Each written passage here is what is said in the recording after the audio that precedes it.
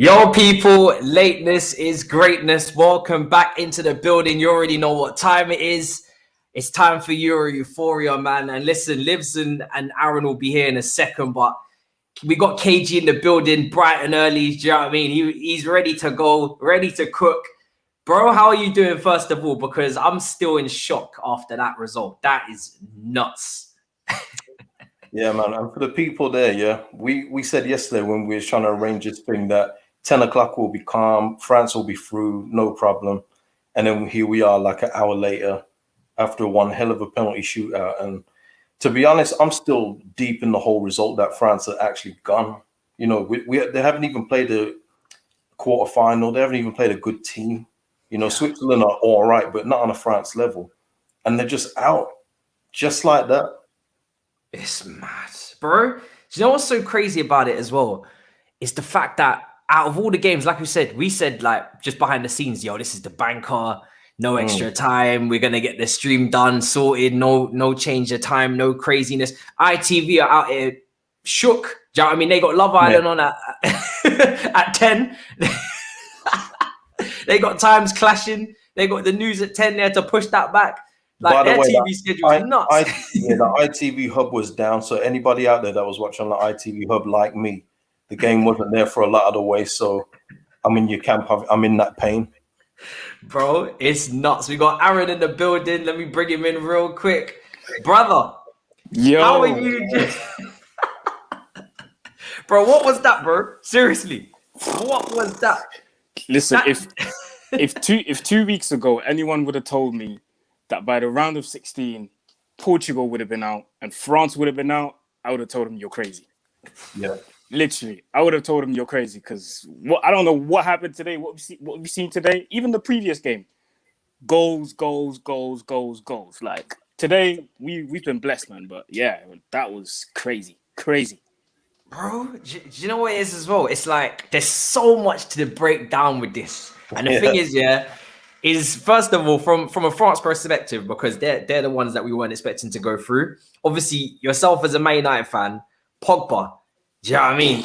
His stocks, every time there's an international tournament, guys, his stocks just go up. Do you know what I mean? He's like the initial Bitcoin, and then now the market crashes when he goes back to Man United. It's literally the respect is gone.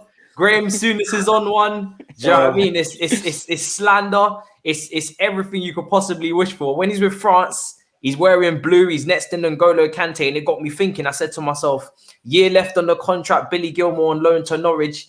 I wouldn't mind this at Chelsea, you know. I wouldn't mind at all. I've just put up a video on Instagram. I wouldn't mind. Now you're right, man.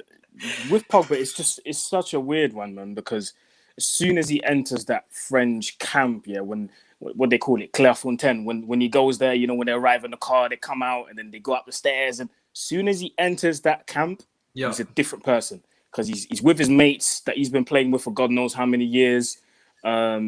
He's with people that he's comfortable with.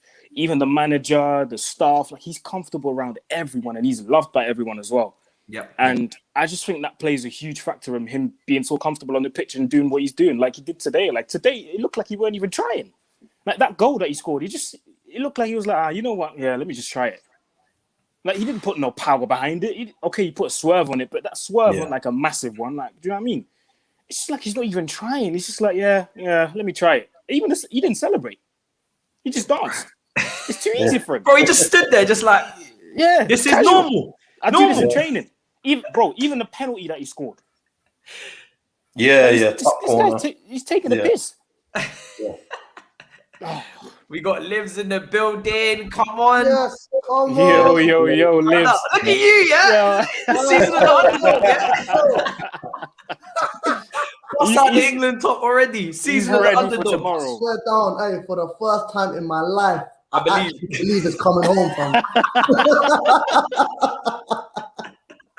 Do you know where it is? Yeah, it's looking like the season of the underdog because we had Czech Republic knock out Holland, even Spain. You know, to be honest, after their last World Cup, Croatia were far better, so they're kind of the underdog in terms of just recent performance. Then we have Switzerland knocking out France, Portugal obviously out as well, although that was an even matchup. maybe it is the year of the underdog. Maybe the more we slander England on this show, the higher chance they have of going through tomorrow. I don't know, gentlemen. What is this?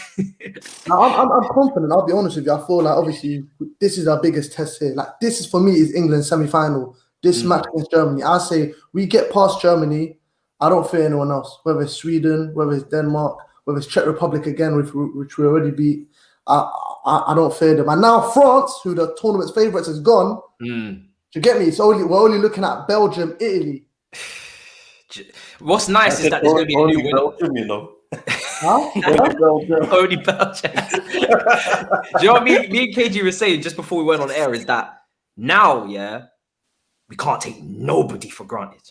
No one. Like, everybody's on smoke now, very clearly. Do you know what I mean? Like, I don't care who England are playing. I don't care if it's the Faroe Islands, Hawaii. It don't matter now. Anything can run. Because clearly, there's no rules. There's no, as Specs would say, there's no rules. Do you know what I mean? Yeah. But because go for it, bro. Yeah, no, I was going to say at the same time, I'm not really surprised because, you know, in the group stages, like, we've seen teams struggle, certain teams finish third and whatnot, but I just feel like once you reach that knockout stage, it's a different, like, that's when the competition really starts because you know that game that you play in the knockout stages, there's no, we can get a point, goal difference. No, you win, you go through. You lose, you go home. And none of these men want to go home. So that's why they give everything. That's why you saw Switzerland, you know, put in everything like they did today. So it's just a different mindset once you get to that knockout stage, man. 100%. I agree. That's what it comes down to. Like, if you look at the game, Switzerland, look at the performance they put out today. Granit Xhaka, best performance I've ever seen from him.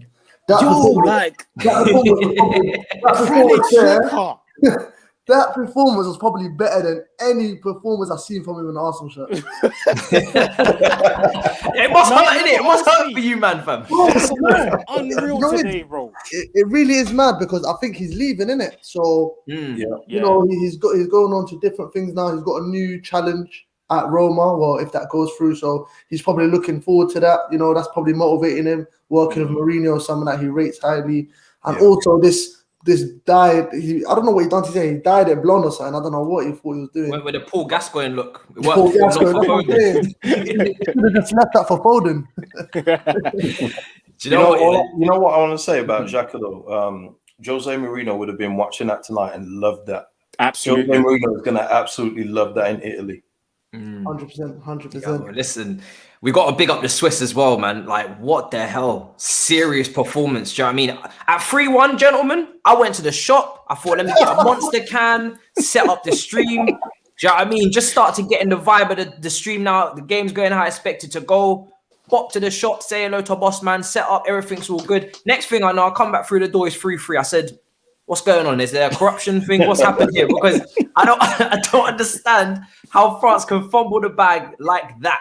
Like, I'm honest to God, I'm shocked. But big up to Switzerland, man. I mean, it really is impressive, and it goes hand in hand with the Czech Republic performance as well against Holland. These big nations now, they're going to be wary now going into the next few days because you can clearly see that there's nobody can be taken for granted. Lambs reacts with the super chat here. If slander is the way forward, in that case, get Ole Gunnar Southgate the fuck out. It might have to be like that. I mean, what did you guys make of Mbappe's performance as well? Because obviously he missed the penalty. He was getting real spicy with his quotes to Giroud before the tournament as well. And as a Chelsea fan, I'm not going to lie, I feel like Karma's come and bit him on the backside. Do you know what I mean? If you're disrespecting potentially a second highest goal scorer for France, and then you're talking all this crud about, you know, friendship with Benzema. Now the marker will be reporting tomorrow that you're the go-kart coming out of Benzema's mouth, live and direct.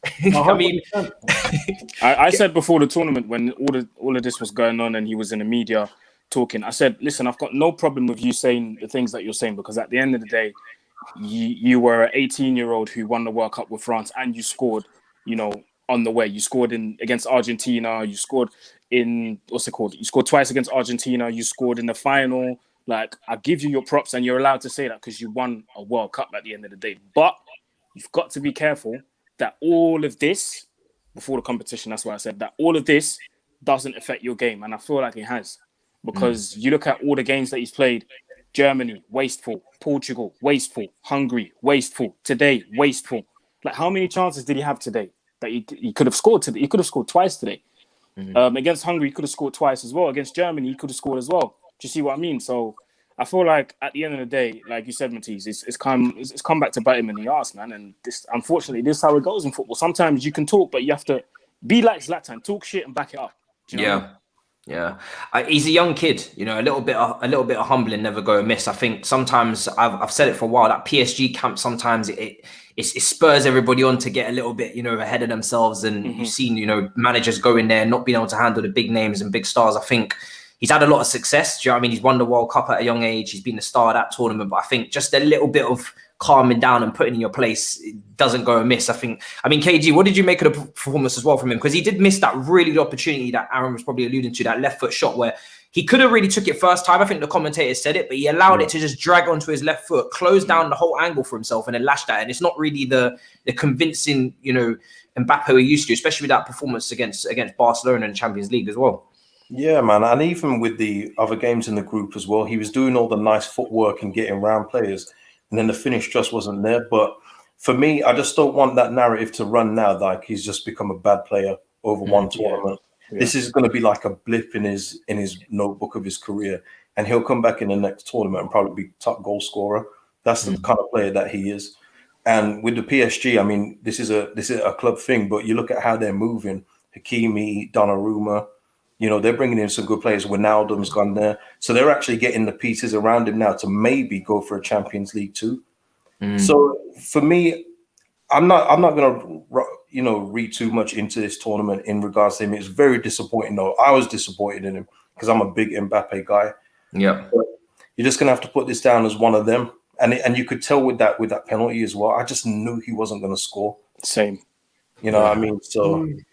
But at the same time, it's a good thing because, you know, he's known the highs of international football and the lows. And he's only like, 22? He's going to learn from it and then come back stronger, man. I've got no doubts. 100%. This is definitely a learning curve for him. Like, I feel like obviously him coming out and saying things about Giroud, it was the wrong time and like right before the competition starts. Do you get? It's not really a good start. It's going to cause a bit of division in the camp. Do you get? Which will only like cause a lot of tension as well. Do you get me? And that's not really good, especially if you're walking into this competition as world champions. So obviously you're always going to have a mentality of, you know what, let's win the Euros. Do you get me? Just like a lot of World Cup winners do when the Euros come again, they want to win it. So obviously it wasn't the best. I feel like when he was at the World Cup in 2018, you know, he was playing with a lot of he was playing like he never was really that pressured. So he kind of let his feet do the talking. And you could just see what great World Cup he had, you know, saving France on numerous times, you know, basically led them to glory. I feel like with the Euros, I don't know, man, like you could just tell he wasn't really there. Like, I feel like he was kind of relying on that link up with Pogba and Benzema to get him through it. But obviously, he don't really have that much experience playing with Benzema in the national team because Benzema's away. So, although Benzema's been excellent as well, just wasn't enough. Do you get me? Just wasn't enough. And obviously, you can tell from time he was fifth choice in the penalty takers. You know, he didn't want to take one. So, but he's got to be scratching himself, saying, "Look, if I want to be the best player in the world, I've got to be courageous enough and I've got to be confident enough to take these penalties and put them away." Yeah. Surely, obviously, if this was Haaland wouldn't move like this. Haaland wouldn't shy away from taking a penalty. Do you get it? And it's about having that mental strength just to go through with it. You know what I mean? Yeah. But obviously, like Aaron said, like he'll learn from this. You know, it's not the end. It's not over. Look, Mbappe is still Mbappe, innit? Do you get? 100%. We'll look at him differently. It's just an experience for him. End of the day, he's still young. So You know the TL now are gonna start calling him a pace merchant. You know, he's not this, he's not that. They're gonna start. João Felix is clear. All of this stuff. They're gonna start digging out his tweet when he called when he tweeted Farmers League and that. You know what I mean? They're gonna start his tweets. Yo, that one, that's peak. That one still. That one's coming back out as well. You already know it's gonna happen, bro. I'm already seeing French Walcott. But this like Twitter's got no chill in it when it comes to there's no rules. Right. No rules indeed. Do you know what I mean? Or Do you- Messi and Ronaldo get trolled. What makes you Yeah, think it's true. Yeah, Bro, that's true. facts. I'm not It's gonna true. lie. Anytime I see Pessi and Pinaldo, I just mute them brothers. Do you know It's what I mad, mean? isn't it? I need a cleansing. It's like the Tio. When I see that, it's like going on a night out and you're absolutely shattered. Do you know what I mean? You just need to cleanse the body, drink water. Do you know what I mean? I need to just put everybody on mute. There's no way I can be reading all that. There's no way. Real talk. I'm looking at both sides of the round of 16 and obviously just who everybody can play and obviously again just before we went on air I just quickly looked up on the names of who can play on England's side. Is obviously Denmark gone through, Czech Republic are through, England or Germany, and then Sweden or Ukraine. So hence why Livz is maybe in the it's coming home mood a little bit more now. If you know, logically speaking, whoever wins out of England and Germany are going to be favourites to progress all the way to the final. But I mean, is anybody's confidence levels for the England-Germany game gone up after seeing these shock results, or are you still nervy, you know, going into it? And obviously, I'll start with UKG because obviously Calvin Phillips has been a big part of that team playing in the double pivot with Rice, and obviously you're a Leeds fan, you've seen him closer than anyone. Yeah. What do you make of just that midfield combat? Because it's going to be Goretzka potentially, Toni Kroos, Gundogan potentially, whoever one of those, you know, 2 out of those 3 probably selected. What do you make for England's chances in that midfield battle? Because that's where it's key, isn't it? Well, the thing is for me, yeah, if I'm England and going in tomorrow's game, Germany have got a lot of strengths, but pace isn't really one of them. So dead that double pivot thing, play one and play 2 more central midfielders that one can go forward, one can stay. And for me, that would be Mount and Grealish. Put them 2 in there and play Phillips there if Henderson isn't fully fit. But I still think Phillips should start anyway. I think he's been the better one out of the 3 so far, based on what I've seen. You know, and that's not me saying that Rice isn't a good player. Just for me, I think Phillips has just done that much more in this tournament. So go forward. That's what England need to do. If they've got any chance of beating Germany, you have to go forward and you've got to use players that are brave on the ball. And granted, Phillips hasn't always done that, because I did a video for Phillips after the first game and I said, yes, this is what Phillips can do. And he kind of reverted back to type what he's been doing for England in the second and third game. I saw that myself. Yeah. But if they go forward and just be more brave on the ball, you never know what could happen against Germany, because we're not the best defensively. We're just not. You can get out Germany's defense. So, and that's why I would keep Saka in there too. Saka and Grealish, because you need people that are brave to go and carry the ball. People that aren't scared to lose the ball. And then if they lose the ball, they're not going to shy away and keep passing it off to the guy to the side. They're going to just keep on going. That's what England need to do. Yeah. It's an interesting one as well, because I think England, I mean, counter-attacking football doesn't mean negative football. And I think sometimes people get the 2 conflated and they say to themselves, well, once you're going counter-attacking, that means you're going to park the bus. But I think hitting Germany in transition is probably the way to go. With what I've seen Germany's weaknesses just on the break and running out of the defense. Remember when Korea knocked them out as well early in the World Cup? That was a lot of transitions as well. But would you guys trust Phillips to anchor the midfield then as that lone sitting DM at this level, even though he hasn't had that much experience over a Declan Rice? I mean, neither of them have got that much experience, which kind of begs the question as to what Southgate really meant when he was saying Sancho, you know, he hasn't really got too much experience at this level of the, you know, that's why he's not been playing with. I was like, you think I'm stupid or something? I'm looking at everybody's caps and everybody's caps are kind of low, brother. I can't lie, that's for Southgate to say that's very poor for him, because what he doesn't realize is not only does that, you know, affect the whole camp, but it also affects the relationship with him and Sancho. Do you get me? Sancho might have saw that and be like, wow, he's thrown me under the bus there. Do you get? Might have like kind of might have affected his confidence and that. So that's wrong. For Southgate to do that's wrong. Like, I have all reasons to say that, at least like protect him or say something like, you know, he's ill or just something. Do you get me? But don't say he's inexperienced. This is the guy that's playing for Dortmund. He's playing in the Champions League, like getting over bloody 15 goals and that. Like, it's mad. Like, for his Southgate to say that is crazy. I'll be honest with you. But I feel like for England to be victorious against Germany, they have to do a job. Quite similar to like what Chelsea did. You know what I mean? Like against City, they done a job. You know, they had a system put in place. You know, they knew man for man they weren't going to beat City. But they thought, you know what, if we put in a great team, if we put everybody if we've got everybody putting in a shift, then we can win. Do you get me? And I feel like that's what England have got to do. England have got to come in as the underdogs, but also, be fearless. Do you get me? And go for it.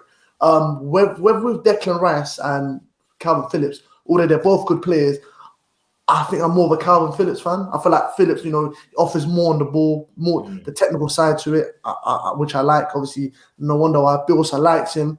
Also, Declan Rice might be better at breaking up play, but Calvin Phillips is also good at that as well. So if you look at the overall, I'll rather pick Phillips. And if I was to partner Phillips, I wouldn't mind putting in Bellingham. I feel like Bellingham would be very good. Bellingham is someone that I don't know why we don't speak about. He's a young player, but he's very mature. It's the fear, mature. Isn't it? It's the fear. He's so young playing him in the midfield. Is that Saka in terms of like being fearless, being a young player but not being scared? Do you get me? Just going out there and playing their football. And I feel like he's someone that we've got, but we're not utilising it. I don't think Southgate understanding what he's got at his disposal. If we utilise Bellingham well, trust me, I think that midfield will be well. But we've got, I feel like, because Germany play with a back five, right? That's what's being reported. I was about to say, it seems. I mean, Matt Law is one of Chelsea's sources that we cling on to as well for the transfer news. He's reporting that England are going to play a back five tomorrow, and Chilwell and Reece James are not in the team already. He said he's reporting that. So it looks like he's going to go over a back five, and he's going to play Shaw left wing back. There's no Reece James. That's what's been reported, is that Reece James and Chilwell won't start. So James has to start. At right wing back for you. Yeah, has to start. I'm a big fan of James. I can't lie.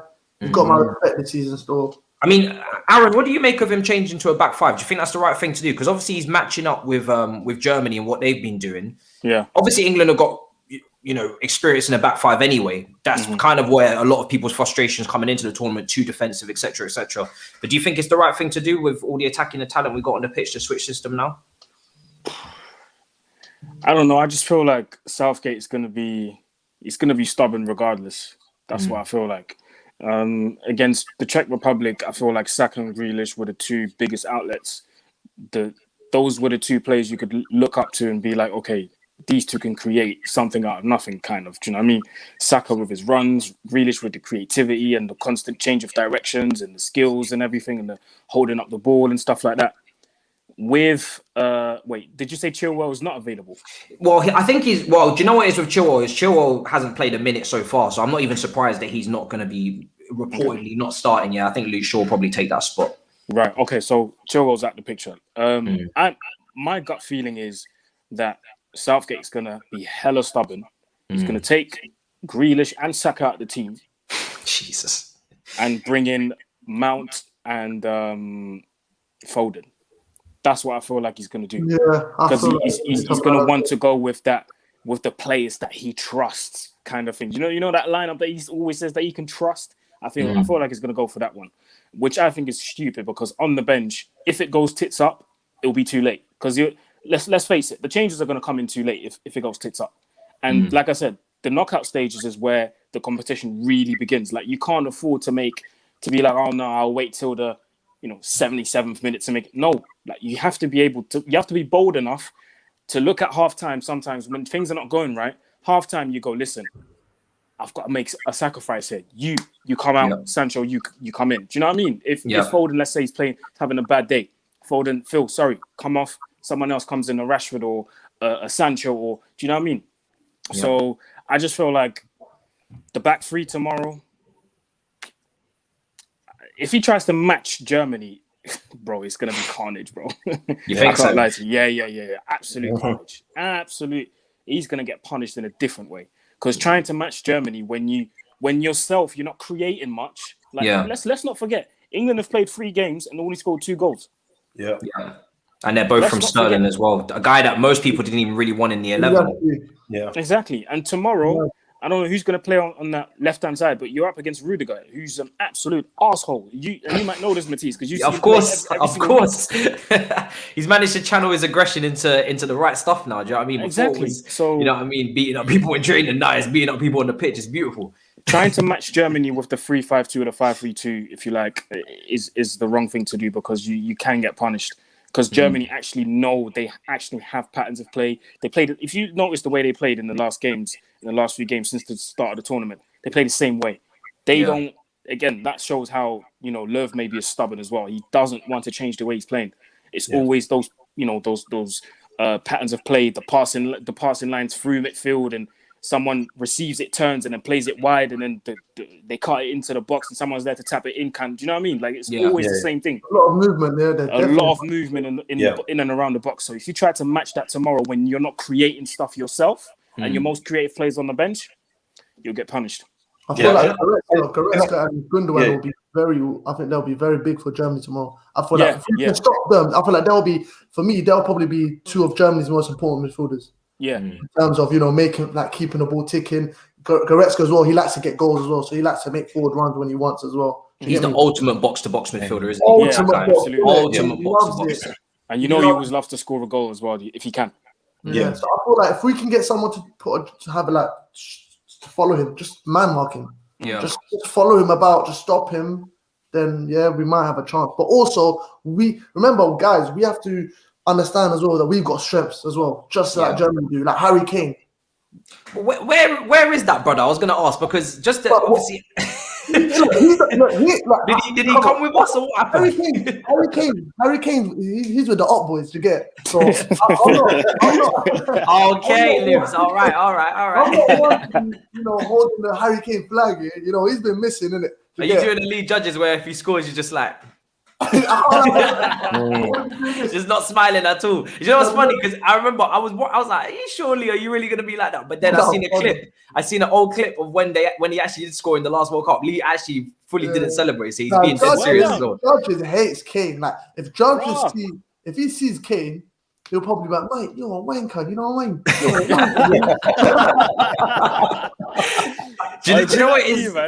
Do you know what it is of England? Yeah, the in-game management that you spoke about, Aaron, as well. That's why I worry because when he selected this many right backs, I already said to myself, okay, you're looking a bit indecisive now because you don't need this many right backs, but you still brought all of them because maybe you didn't want to make that ruthless decision of taking out either a La Liga winner or Kyle Walker, a Premier League winner, or Reece James, Champions League winner.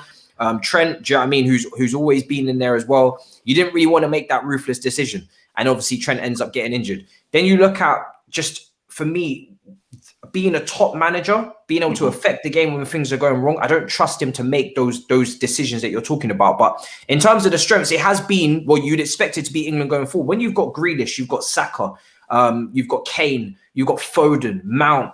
Do you know what I mean? You've got so much talent, Sterling, so much talent going forward. But it just doesn't feel like as if England they don't have a plan or they don't have any fluidity up there. And I want to ask what you guys make of Harry Kane, because I wouldn't even be against taking him out of the team, if I'm being honest. I think just go with quick players up front potentially on the counter might actually suit England just to stretch the game. I look at Lukaku for Belgium stretching their defense, running out wide, doing the dog work there. When you play with Harry Kane, you have to be a bit more precise, get it into his feet. It has to be a bit more intricate. I don't feel like England can do that right now. They look a bit lost. Whereas if you play just three quick players and maybe a false nine, you can stretch Hummels and pull him about a bit. And it's not the way I want it to be, because obviously Harry Kane's world class. But at the end of the day, if it's not working, you got to do something, right? I mean, who wants to take that one first? Yeah, but see what with Kane, it's like I hear that it's a very good way to look at it. But what Kane adds to this team is that that hold up play. The space he creates in behind for your Sterlings, just to make them runs in, Mount, like a lot of wingers and midfielders that can get goals. It creates a lot of space for them. Hence why he's probably sacrificing that role of not scoring goals to, guys, I'm the one that's creating space. I'm holding it up. Go on, guys. Make sure you lot are finishing your job when you get into good space and you have chances. And I feel like that's a role. If that can get us to glory, if that can make us win the whole thing, I wouldn't mind, because remember the World Cup 2018 when Kane was banging in goals and everyone thought, oh, you're being greedy, you're thinking about yourself, you're not spraying at Sterling. He had that, I'm Harry Kane, I need to score goals. That mindset. Maybe now he's probably thought, I need to mature now. I'm getting late. I'm getting older in my career. Let me actually be that leader type. Let me learn from my mistakes. Maybe, we never know. And obviously Sterling's getting goals. Do you get me? Even though we should be getting more, but I kind of see where it's going. And Harry Kane's got to be starting, because not only does he bring that into the team, he also brings fear factor. the German players will look at him like, guys, we've got to stop him. This is probably top 3 best strikers in the world. Oh my days, danger, do you get? Not every centre-back wants to play against Harry Kane. So just that factor as well is very important. So that's why I would have to start him. Yeah, I'm with Livz on that. It's just like Mbappe in the group. Just because he had a poor group game, you would not take him out of a knockout game because you know that any time when he turns on that magic, it's over for the other team. And Harry Kane is that similar kind of player. Not with the pace; he's never been a pacey player, but his finishing ability is quality, top quality. And I think people are kind of forgetting that because of the tournament he's had so far. You don't just take out Harry Kane out your team and then put who? Dominic Calvert-Lewin from the start. You know, who else is there? What, Ollie Watkins? No, you have to keep Harry Kane in there. Germany, like Liv said, Germany are going to be thinking more about Harry Kane than they would be about Ollie Watkins. Do you feel like any fatigue potentially could be playing a part? Why do you think his performance has been like this? He's obviously been dropping quite deep as well at times, which, you know, when you've got creators on the pitch like Grealish and Foden, you know, played in this tournament as well, you don't really need Harry Kane to drop as deep as he does for Tottenham. But obviously it's instinct now for him to be involved in the general play. I saw him picking up the ball for the centre-backs at one point just to get a touch because they couldn't get the service to him. I was like, what? I was going to say that. Yeah, that's the picture I saw on social media. Him just, I think he was next to Maguire asking for the ball, and I'm like, you're not meant to be there, bro. But at the same time, I can't blame him because, like you said, he's not getting any service. And again, that goes back to the coaching and the lack of creativity on the pitch. Yes, you got the players to create, but you're not really creating anything, especially for a guy like Harry Kane, who you know can, if you just put the ball into the box, Harry Kane will do the rest. You don't have to worry about whether you put it on his head, on his left foot, on his right foot. He can do it all. He can finish with either of them. Just make sure that he's in the box and you give it to him in the box. Don't worry about the movements. He'll do that. He can do it. Do you know what I mean? We see it every week in the Premier League and we see it in the Champions League as well when he's playing there with Spurs. We've seen it. So, you know, the players around him just got to make sure. I think sometimes in these kind of competitions, when you got a player like Harry Kane, you've got to kind of get rid of your ego, because I know there's a lot of egos in that England team. Because a lot of these players will think, yo, I'm doing it for my team, so why go on now? Do you know what I mean? Rashford's probably thinking, yo, I'm doing it for Man United. Sterling's thinking, yo, I'm doing it for Man City. Grealish is thinking, yo, I'm doing it for Villa. Do you know what I mean? Like, there's a lot of ego. So I think that might be a little barrier as well for players to, like, give it to Kane. And subconsciously, they're probably thinking, like, wow, why we got to give it to my man? And what about us? Do you know what I mean? I feel like that can play a little part as well. But, yo, when you got someone like Harry Kane in your team, you play for him, bro. Literally, you build your team around him and you create tactics around this guy, because he is the guy that's going to give you the goals. Yeah, and just another thing on England as well, with Gareth Southgate, I think Lambs React said something about don't underestimate how bad Southgate can be. And it's, for me, it's something like where you've got a player like Jack Grealish and you're not thinking, who can I build around this guy? You're thinking, how can I get him into the team? No other nation who would have a Jack Grealish would be saying that. They'd be playing him and everyone else goes around him. You know what I mean? But it's just different here. Sancho the same. But again, Sancho for England is not the same Sancho that you see for Dortmund. You know, he's doing a lot more for Dortmund than he does for England. Whether that's by instruction, I don't know. Whether it's because he knows he's on a short leash with Southgate, could be a factor. Maybe it's because there's a system at Dortmund. Maybe it's because, you know, he's probably being coached better at Dortmund. The coach probably respects him. You know, little things like that. And that can kind of have an impact on the player as well, because he might want to feel wanted. Obviously, Sancho's probably seen what England have done without him and thought, wow, these guys don't even need me. And obviously, Southgate coming out saying that not really helping. So in his head, he's thinking, what am I here for then? Why did you pick me? That's my point. See that comment there, that comment that you made about them not having experience. I'm thinking, Gareth, man, like, no disrespect to Phillips and Rice here, but you've got two players in Sancho and Bellingham who've got Champions League experience, and it's not like Champions League group stages and they crushed out. No, they went to the semi-finals, bro. Them man got experience in that when it comes to international football, European football. So why not play them? Someone like a Bellingham, bro, I would love to play him. Love to play him. What did you bring? You know, Bellingham hasn't even got chest hair yet. How are we going to expect him to go into midfield? But do you know what? After I saw the clangor that Jordan Henderson put in against Croatia in the semi-final World Cup, where he just kept hoofing it every time he touched the ball, I'm not really on this experience thing anymore. Do you know what I'm saying? Like you're seeing Bellingham, for those who watch the Bundesliga, week in, week out, this guy was putting in performances. Listen, at the end of the day, when Axel Witsel got injured and Bellingham was asked to step up, he was there. He was there, bro. You know what I mean? And at the end of the day, he got rewarded with a trophy with Dortmund. Do you see what I mean? So these guys have got experience in when it comes to European football or international football, if you like. So I don't know why these guys are not playing. Like, when it comes to Bellingham, fair enough, you can treat him as, young player this, young player that. But, bro, they're treating Sancho like he's some kid from the academy or something. Like he just graduated from the City Academy. Like this man's 23 years old, you know? Yeah. Like, he's a grown man. There's an issue. There's a problem with age. Like, they still think age is, like, it's important. But, you know, it don't match up. Because he's brought Bellingham on off the bench more times than he's used Sancho, and Bellingham's still a teenager. Do you know what is with Sancho as well? Is that I've never seen him perform for England at the level that he has at Dortmund. It just, like you said, Livz, it doesn't mesh. And then add on to the fact that if you're going to bring Sancho, you got to play him, because I don't really see him as this guy that you're just going to be hot and cold with. If you're going to need an impact player, why not bring James Ward-Prowse, who is good on set pieces, gives you something different in midfield?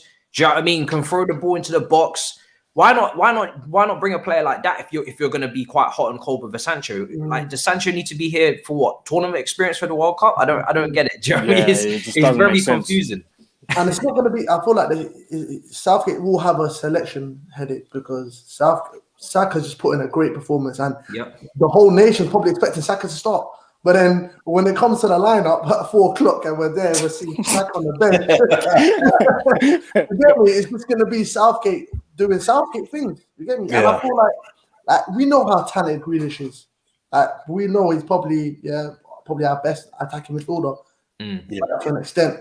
But I can imagine Southgate just sitting there and be like, look, we know what the talent that Jack has, but I can't really start him ahead of Mount, who just won the Champions League, and Foden, who just had a great year and won a title. Do you get me? And I feel like that's what is against Jack, because he's at Aston Villa, hasn't played Champions League football, hasn't won nothing. Do you get me?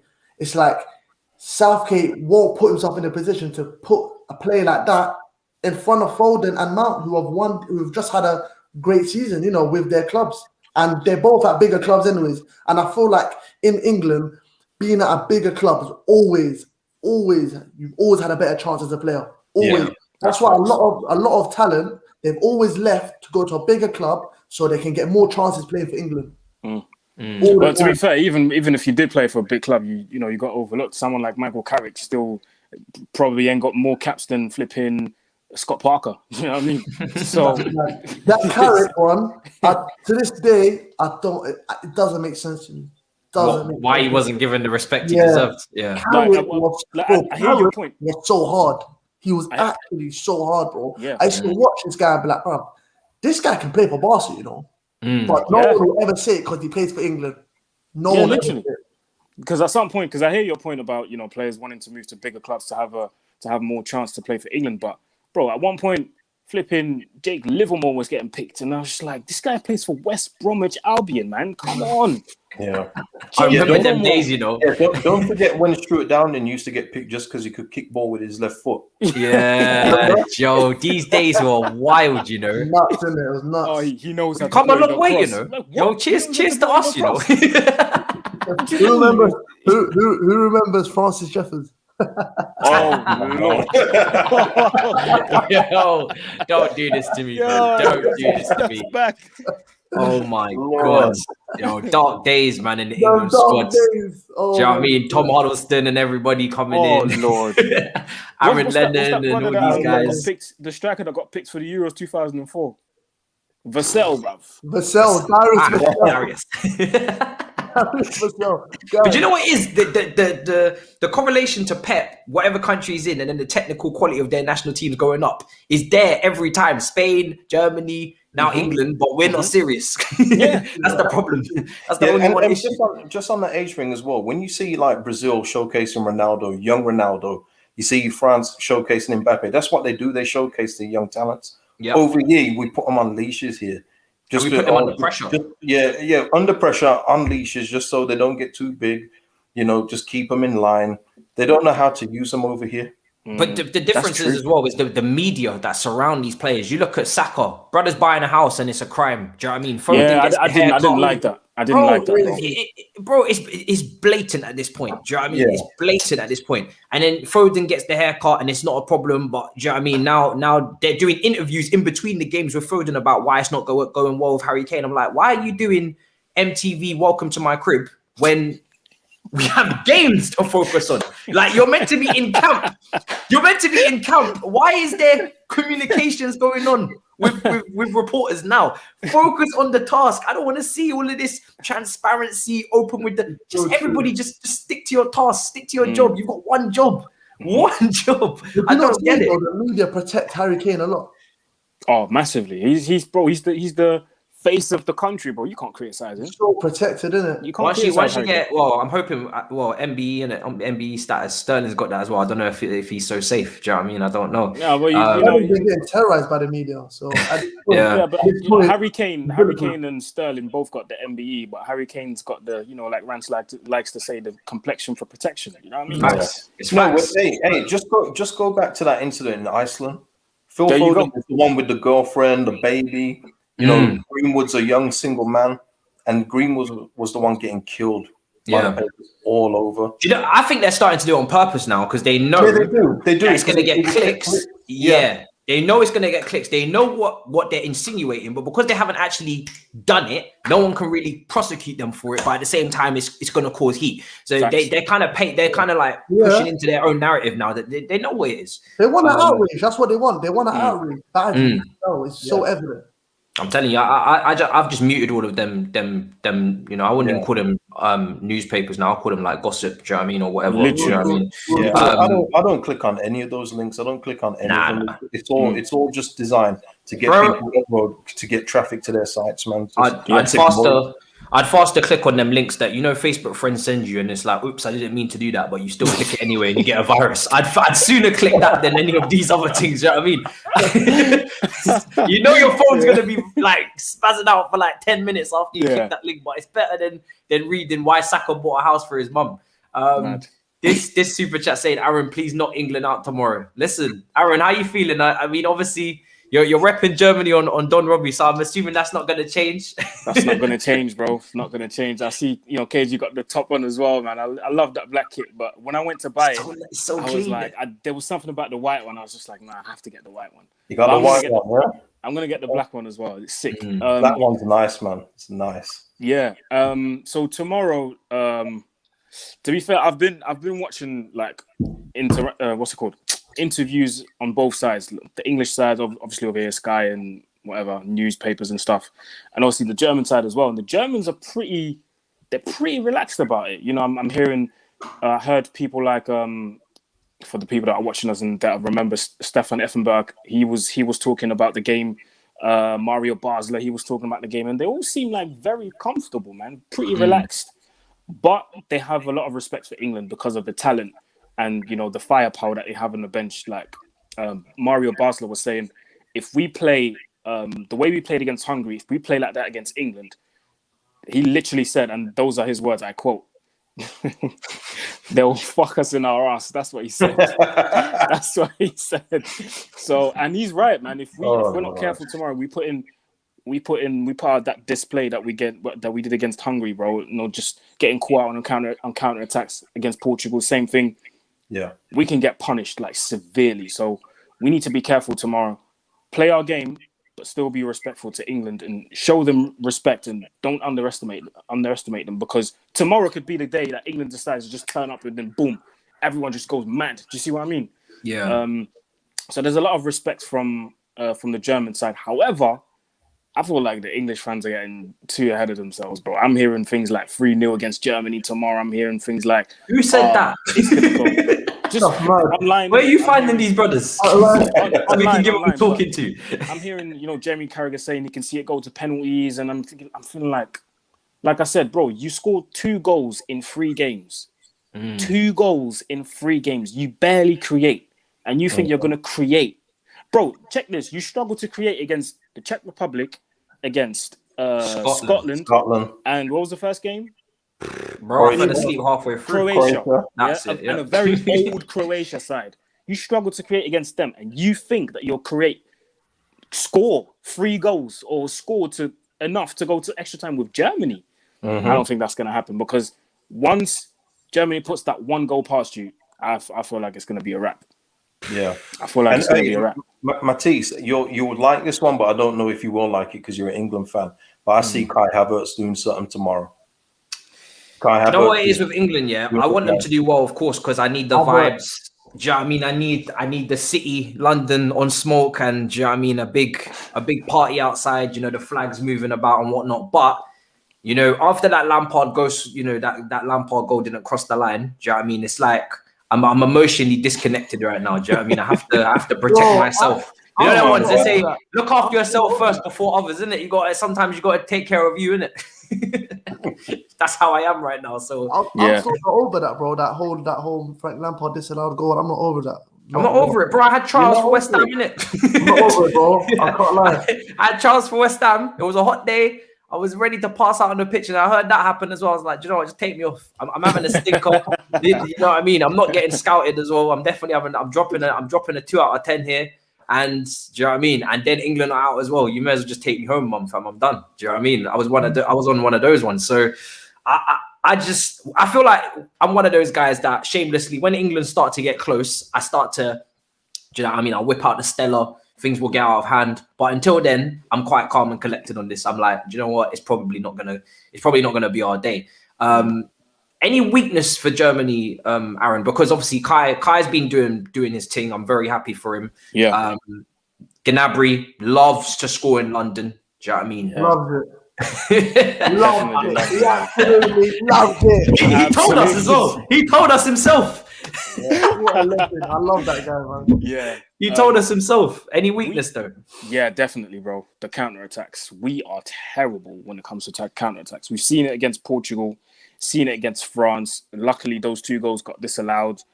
Yeah, we like to take risks, innit? We think, and for some reason, we think the European Championships we're in the Bundesliga where we can play the high line thing and nobody's gonna get in behind. No, don't do that, man. Especially against England with all that pace, Sterling, with Foden, and you still got Rashford to come on. You still got Sancho to come on. Nah, don't do this, man. So I know we're gonna be the team tomorrow to have possession. We're gonna be that team because Joachim Löw likes to play like this. He doesn't want to be the team that sits back and he wants to impose his game onto the other team. So we're gonna have possession.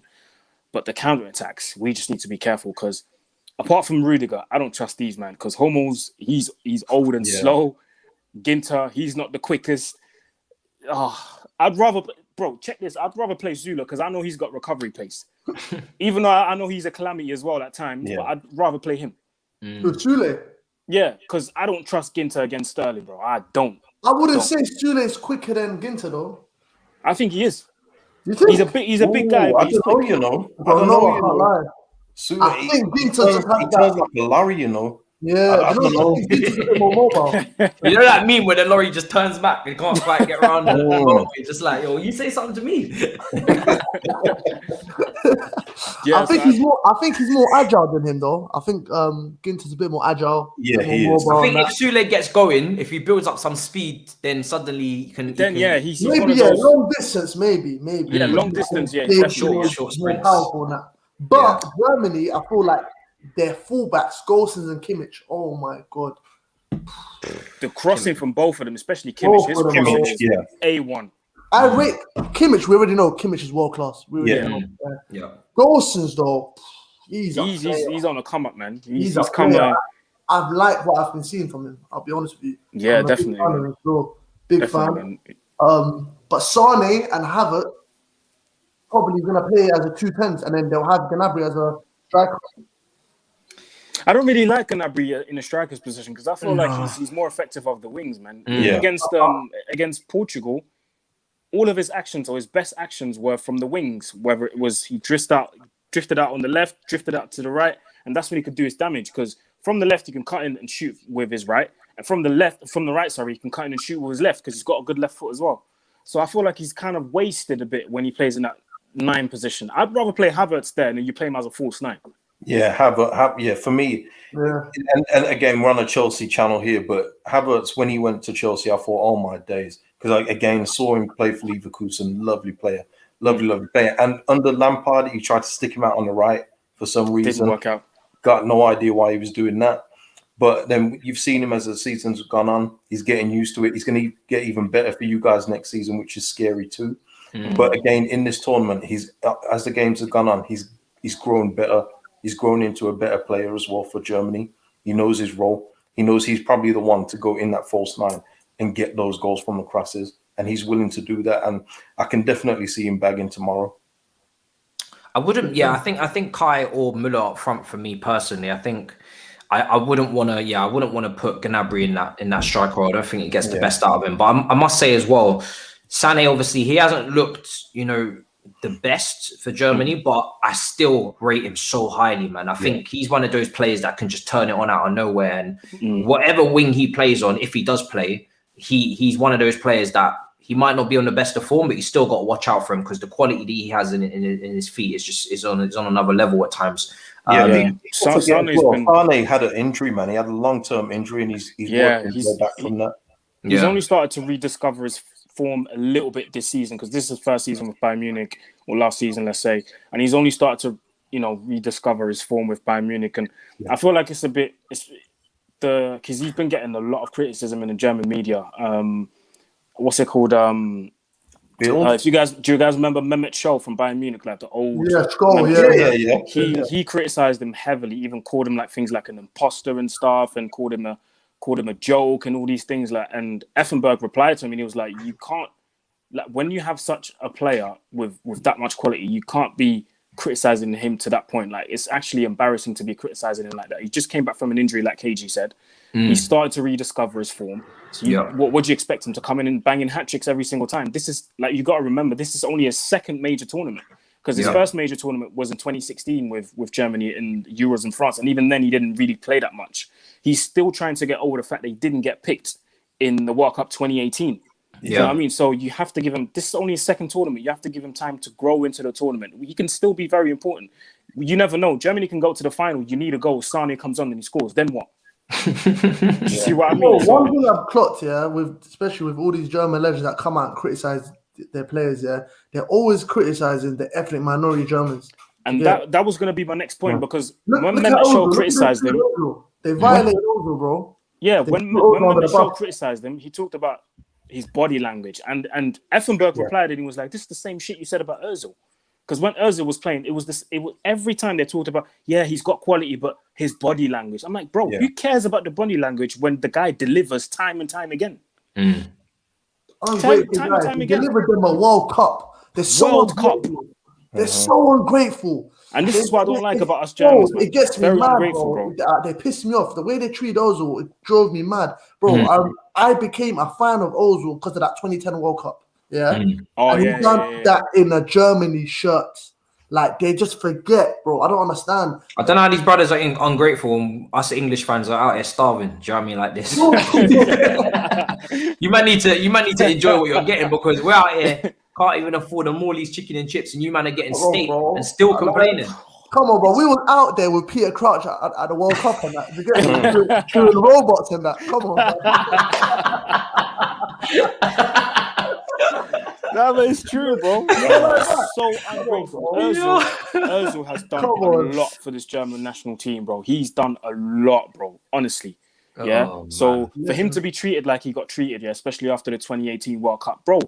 Yeah, we crashed out of the group stages, but bro, shit happens, bro. It happens.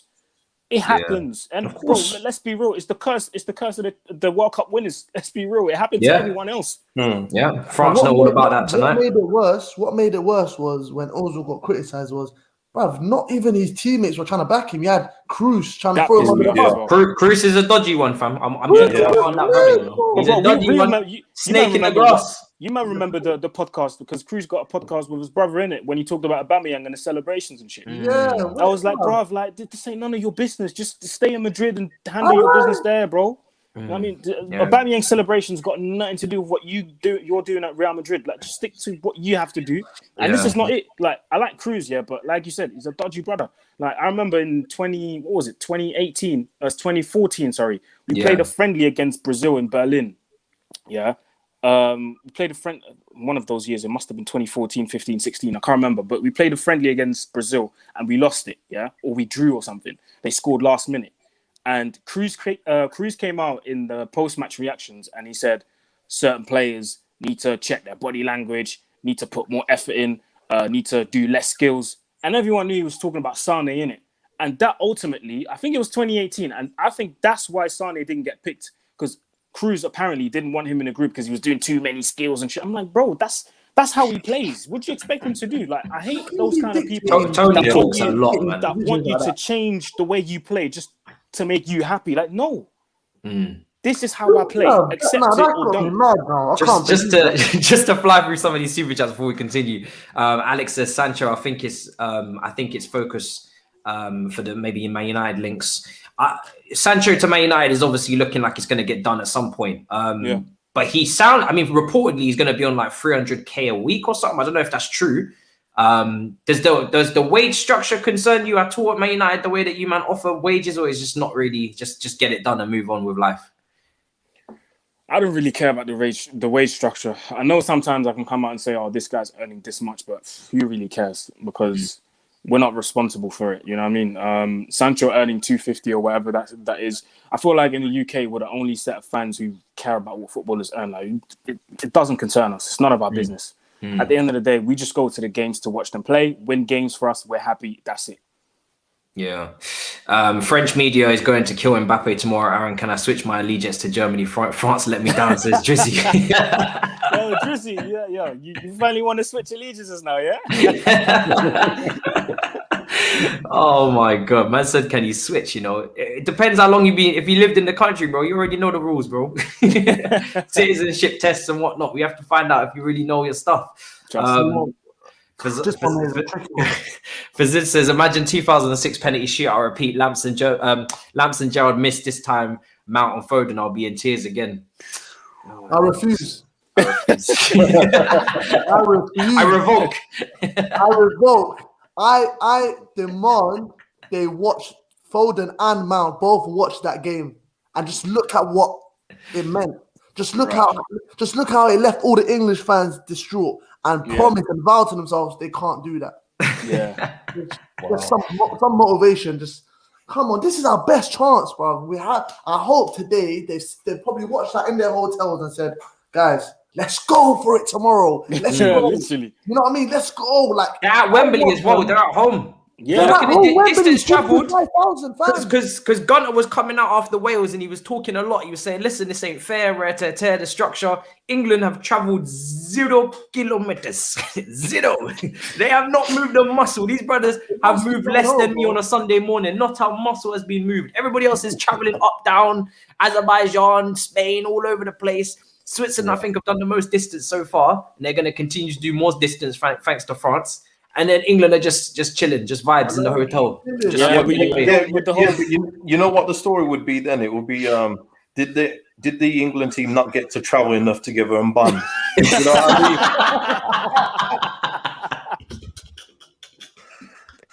Oh shit! Don't do this to me, KG, fam. Maybe the England players should have had a different air. Oh my days! Nah, for real, though, all at home though, you can tell they're loving it. You got Saka playing golf and that. Yeah, you get me. Listen, if that brother ever thinks he's gonna be a Gareth Bale, he needs to stop it right now. That goal that I'm seeing there, he's just missing, bro. Watch him. No hits, just misses. Bro, even Harry Kane. Even Harry Kane was saying, we're not really used to playing in the heat, you know what I mean? And I was like, yeah, bruv, you probably prefer that, typical English weather when it rains and shit. Like, yeah. They better get used to next year when they go to Qatar. Bro. Better get used to it, you know. I don't even think that's even healthy. What's about to happen in Qatar? Do you know what I mean? That's a whole nother situation. I don't even trust the health. Do you know what it is? I think it's I know you said it's a conversation for another day, but bruv, what's going to happen in Qatar? I think you'd have to travel there at least a month in advance to get acclimatized to that weather. Because fam, if you go there, let's say you travel there a week before, you travel there on a Sunday and you have to play on a Saturday, bruv, there's no way you're getting used to that weather, bro. No way. And Why they didn't they have just put air cons? Sorry. Why didn't they just put air conditioners in the stadium? Yeah, apparently they're gonna put air conditionings in the whole stadium. Which I don't know how they're gonna do it, but them man got peace. So they're gonna blow hot air around now. So, bro, yeah, it's gonna get peak, and I think it will have to be a case where they'll probably have to keep the 5 substitutions rule because, bruv, after 55 minutes, you're gonna see man on the floor. You know, it's gonna be drinks breaks every 10 minutes. Do you know what I mean? I think they should do that thing where they do in America for the fans, where they got the bottle attached to their head and they can just drink straight from it. Just have that for the players as well. Do you know what I mean? Just have water just attached right in the front. Just drinks as the game's going on. It's not might not be practical for going up for headers, but it's gonna keep brothers. It's gonna keep brothers going. Do you know what I mean? Yo, Mandem, I need to dip in it. 100%. Right, I mean, they just want to ask you if you have German background before you go. Oh yeah, absolutely. For those who don't know, I was born and raised there. Lived there for 13 years. Spent 10 years in Belgium after that, and then came to the UK because when I was younger, my dad had a job where he was required to move a lot. So that's why we lived in Germany, lived in Belgium, and now I live in the UK. But yeah, German background. What city? Because in Germany. Born in Berlin, but I moved from Berlin to Cologne, so I've got more memories from Cologne. Okay, Podolski's people, yeah. Bruv, I've seen Podolski's first game as a youngster. Oh, really? I've seen when he first broke through to the first team, and when I first saw him play, when we walked out the stadium, we all said the same thing: that left foot, bro. Left foot, innit? Yeah. I think Podolski's got the hardest left foot shot I've ever seen in my life.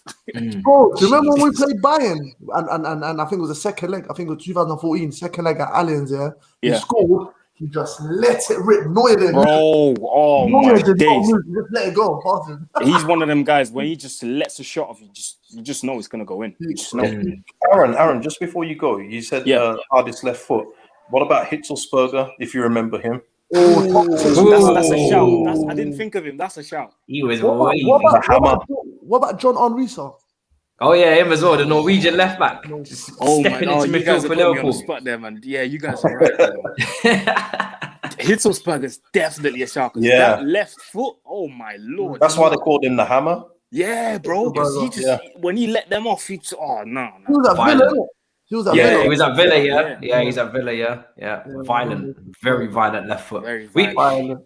Used to be a lot more screamers scored back in the day. Now not so 100%. much.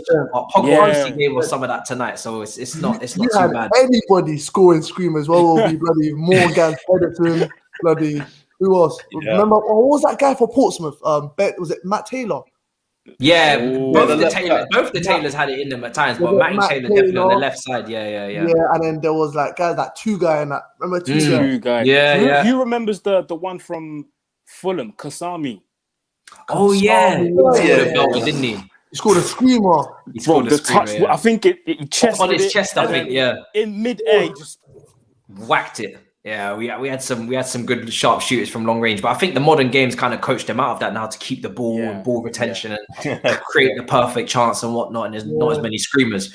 Obviously, Pogba didn't really take that in his leaflet tonight. He was like, you know what, bun the modern game.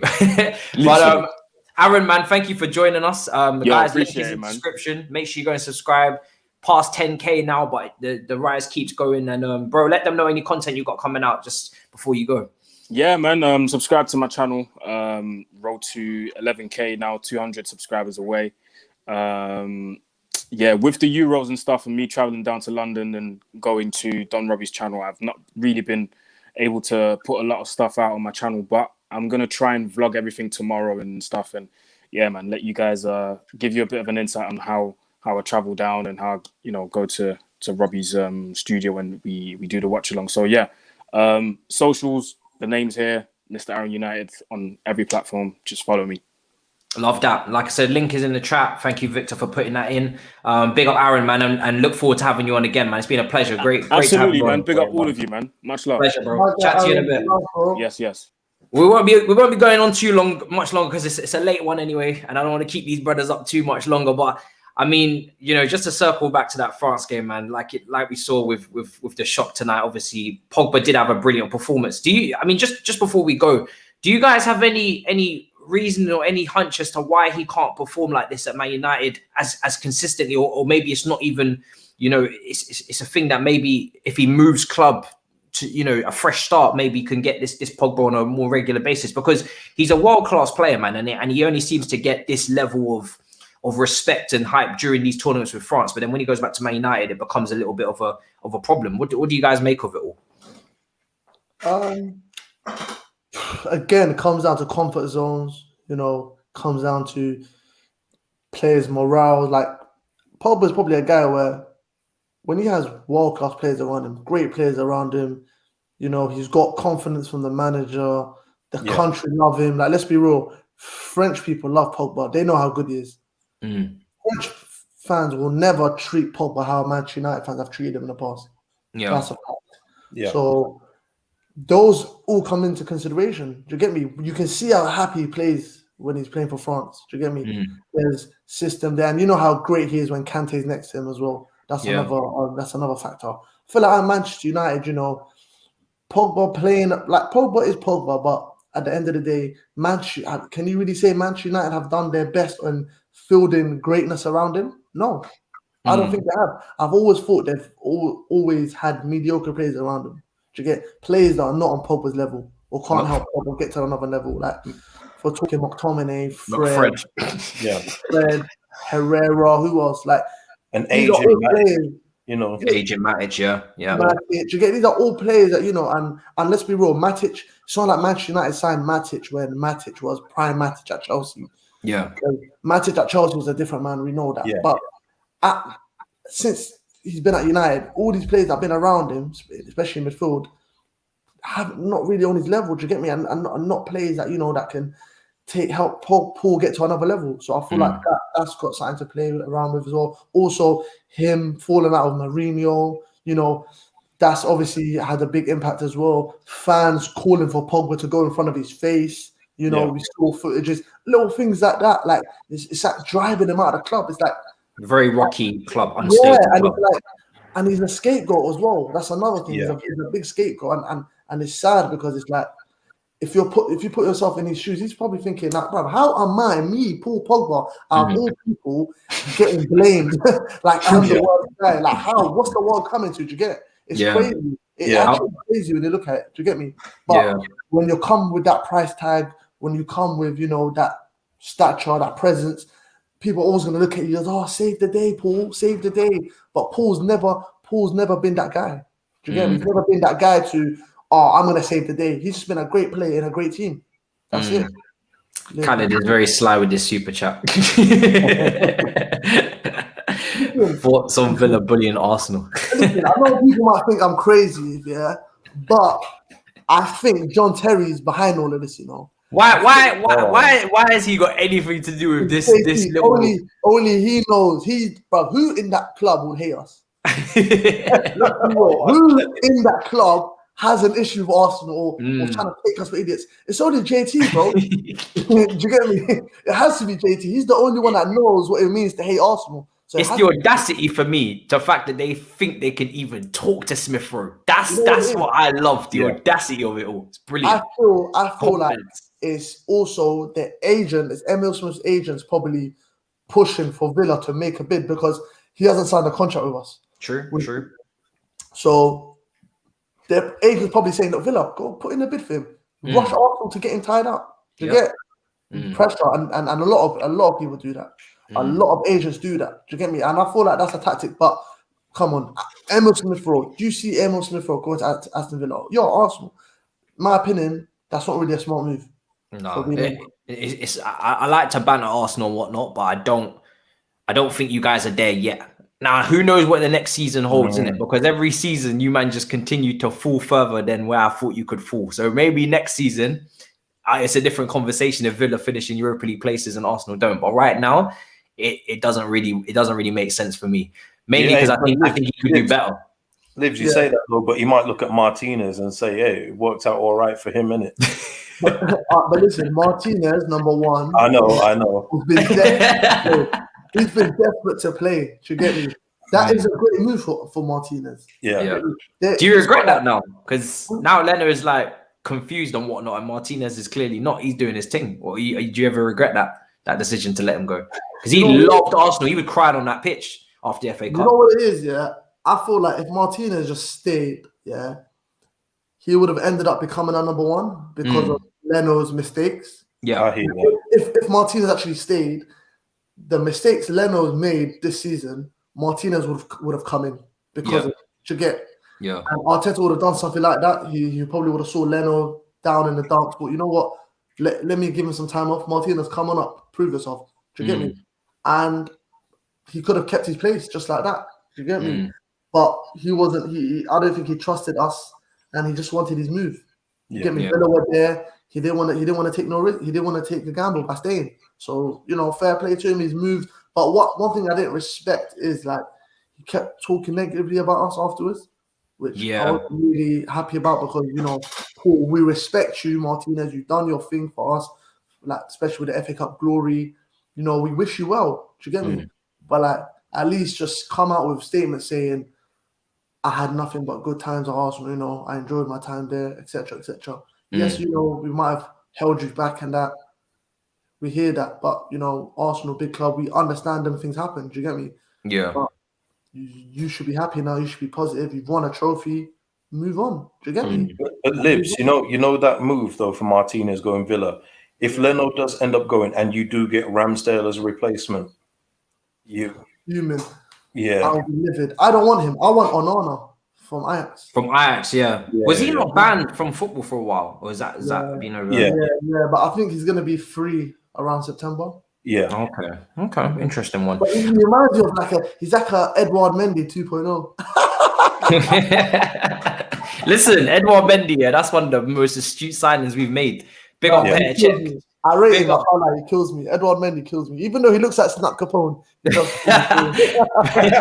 I'm telling you, that's the best bit of business we've done in a while. Petr Cech saved us, fam. Saved us. Yeah, and a little bit of transfer news there for UKG. What's going on here? What's going on here with this new signing? Is this a done deal before we wrap up? That's It's I think it's pretty much done. I think he's on his way now to Leeds.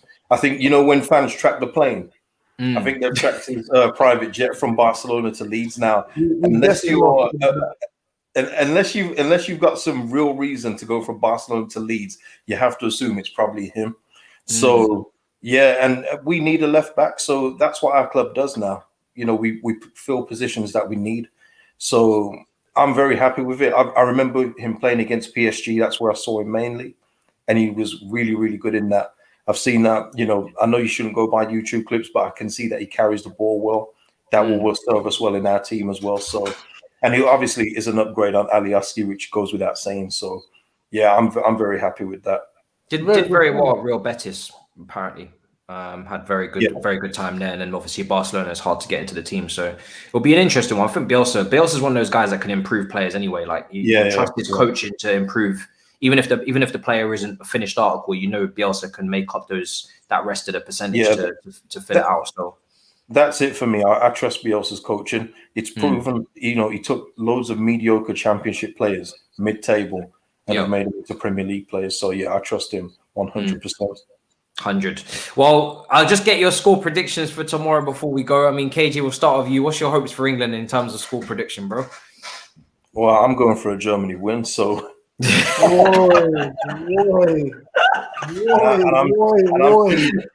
I'm seeing your guy Matisse Kai Havertz scoring the winner.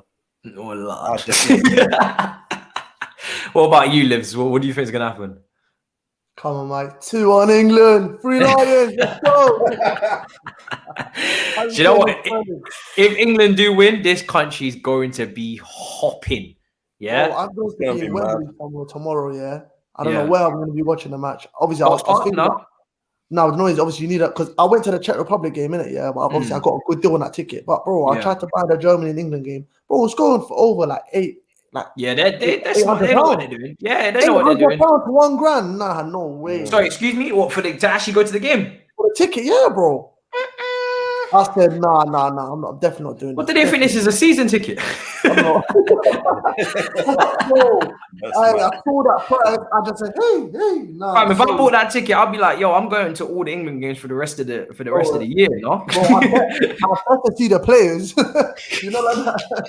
VIP access and whatnot. I need all access or something, bro, because that's a bit mad, or some box, or chill with bloody the pundits or something. There's got to be something. There's got to be something extra slapped on top of that. 100%. My head says Germany. My heart says England. But we'll see. We'll see what happens. It's gonna be an entertaining one. I don't think I'll be falling asleep during this game like the other one. So, do you know what I mean? I'm looking forward to it. Big up Kagey and Livz, and obviously Aaron previously as well. Debuts on the channel. Been a long time coming. You guys have been brilliant. And yeah, man. I mean, Kagey, first of all, let them know about your channel, bro, and anything coming out. Yeah, man. Well, I just did a show with Tapping Tobe, some of you Chelsea fans' favorite Spurs guy. So check that out if you haven't seen that already. My channel's KG Vision. So find me there and find me on Twitter on that handle as well. Lovely stuff. And Livz yourself, bro. Yeah, bro. I've just started up my new YouTube channel, Livz Online. So yeah, I'm gonna do a lot of content on there, hopefully. And yeah, man, find me on Instagram, Livz Ledge, and Twitter, Livz Ledge. So yeah, lovely. Man. Lovely stuff. People, make sure you go and subscribe. Check out the links in the description for both the guys here. It's been a brilliant show. And I'll be back tomorrow. I'll probably put out a little skit during the day because this Mbappe thing is just way too funny for me not to take advantage of. And then I'll be back tomorrow night as well after the England game with the All Boys to do another show as well. React to that immediately. So I'll catch you all next time tomorrow. Stay woke. Enjoy the free-flowing content on the TL right now. It is hopping after that France exit. And I'll catch you, man, in a bit. Peace.